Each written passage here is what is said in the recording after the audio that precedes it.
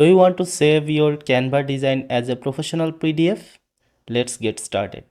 In this video, we are gonna talk about how you can save your design in a beautiful PDF format using Canva. So all you have to do, just if you are using a template or your own customized documents, just open that documents.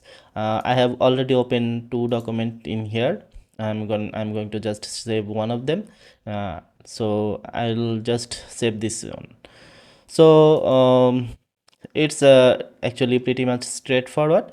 Just click on share, and after this dialog box popping out, click on download, and you will check, you will found this option where you can find PDF standard and PDF print. PDF standard actually for best for your emailing and where people can read from digital device. And if you want to print your PDF, and I suggest you choose this one. For me, I will just select this one and click on download, and it's downloading.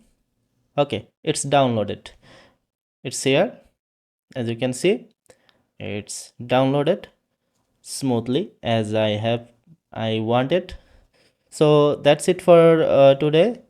If you got any question, drop them in the comments, and if you found this video helpful, like, subscribe, and I will catch you in the next one.